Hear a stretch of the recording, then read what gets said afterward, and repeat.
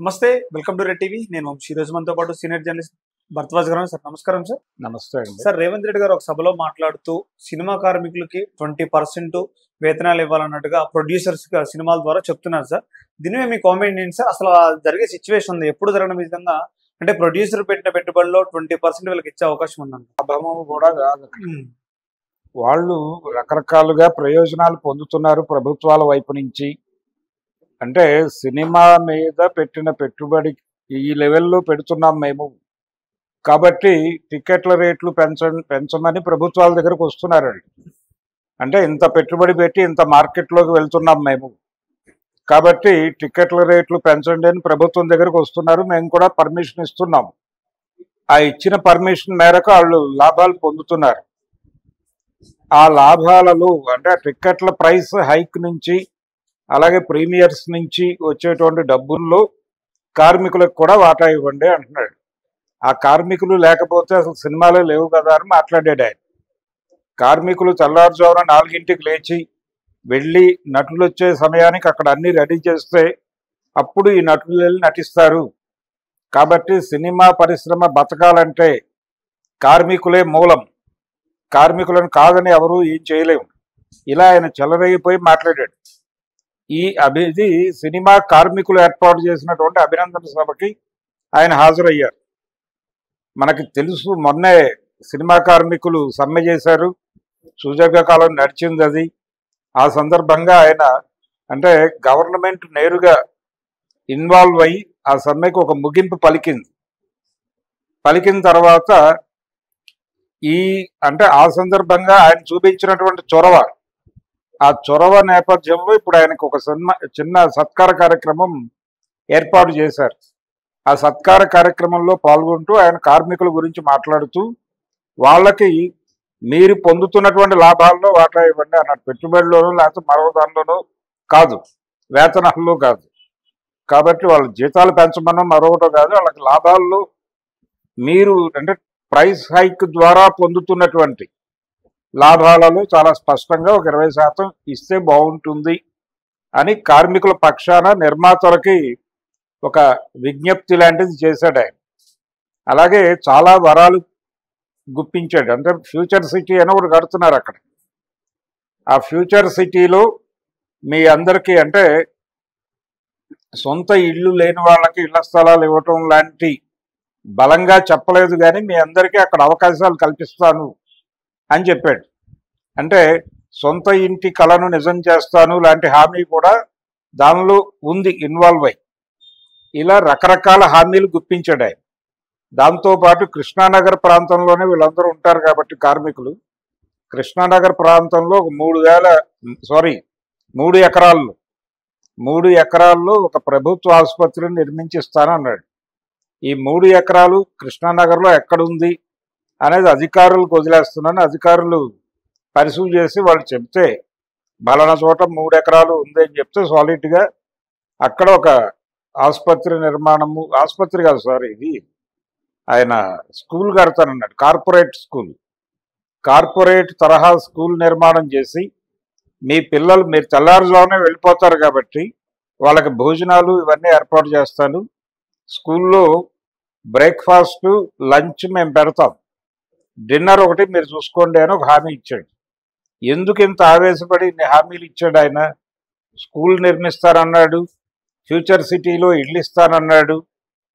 ఇన్ని విధాలుగా అంటే కార్మికులకి ఏ కష్టం వచ్చినా ఏ క్షణం ఫోన్ చేసినా మేము స్పందిస్తామన్నాడు. పైగా అక్కడ ఇంకొక గొడవ జరుగుతోంది అక్కడ ఆల్రెడీ. ఏది? ప్రభాకర్ రెడ్డి చిత్రపురి కాలనీ. అక్కడ జరుగుతున్నటువంటి గొడవలు అవి ఆయన దృష్టికి వెళ్ళినప్పటికీ అవేవి మాట్లాడలేదు ఆయన. అవేవి మాట్లాడకుండా అక్కడ కూడా మీ అందరికీ ప్లాట్లు వచ్చేలాగా ఒక ఏర్పాటు చేస్తామని చెప్పి హామీ ఇచ్చాడు. ఇలా రకరకాల హామీలు ఎందుకు ఇచ్చాడు ఆయన? ఈ నేపథ్యంలో జరిగింది ఇది. అంటే జూబ్లీ హిల్స్ శాసనసభ నియోజకవర్గానికి జరుగుతున్నటువంటి ఉప ఎన్నికలో భాగంగా ఆయన అక్కడికి రావటం అనేది జరిగింది.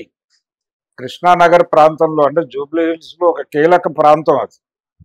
ఆ కీలక ప్రాంతంలో ఉన్నటువంటి ఇది మాత్రమే కాదు, ఫిలిం నగర్ ఇవన్నీ కూడా ఆ నియోజకవర్గంలో భాగమే.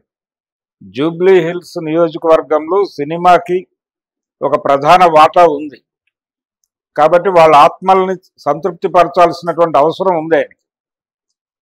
మీరందరూ కూడా కాంగ్రెస్ నిలబెట్టినటువంటి అభ్యర్థికి ఓటేయండి, ఓటేస్తే మీరు నన్ను నిలబెట్టండి, నేను మిమ్మల్ని నిలబెడతాను అని ఒక రకంగా ఆయన ఒక బేరం మాట్లాడటానికి వచ్చాడు. ఆ బేరం మాట్లాడే క్రమంలో ఈ హామీలన్నీ ఇచ్చాడు. ఇవన్నీ జరగచ్చు కూడా. ఇవన్నీ ఎప్పుడు జరుగుతాయి? మీరు కాంగ్రెస్ అభ్యర్థిని గెలిపిస్తే జరుగుతాయి. గెలిపించకపోయినా జరుగుతాయా? ఒకవేళ చేస్తే మంచిదే, జనాలు గుర్తుపెట్టుకుని ఈసారైనా గెలిపిస్తారు. ఇప్పుడు ఆల్రెడీ అక్కడ బీఆర్ఎస్ లీడ్లోకి వచ్చేస్తోంది అని ఒక ప్రచారము, అదే బీఆర్ఎస్ని పక్కకు నెట్టి బీజేపీ స్వింగ్లో ఉంది అనేది ఇంకొక ప్రచారం జరుగుతోంది. కాంగ్రెస్ పొజిషన్ గురించి ఎవరూ మాట్లాడట్లేదు, కానీ నిన్నటి నుంచి ఆ చర్చ మొదలైంది. కాంగ్రెస్ అభ్యర్థి లీడ్లో ఉన్నాడు, కొంత అంటే గెలిచే అవకాశం ఉంది అనేటువంటి వాతావరణం కనిపిస్తోంది. ఈ వాతావరణాన్ని మరింతగా ప్రభావితం చేయటం కోసం నిన్న ఆయన ఈ సినిమా కార్మికుల వ్యవహారంలో ఆయన అక్కడికి వచ్చి ఆ సత్కారం స్వీకరించి వాళ్ళు తనను పిలిచి సత్కరించినట్లుగా ఒక సన్నివేశాన్ని కల్పించడంతో పాటు సినిమా జర్నలిస్టులని కూడా అక్కడికే పిలిచి అభినందించాడు ఆయన.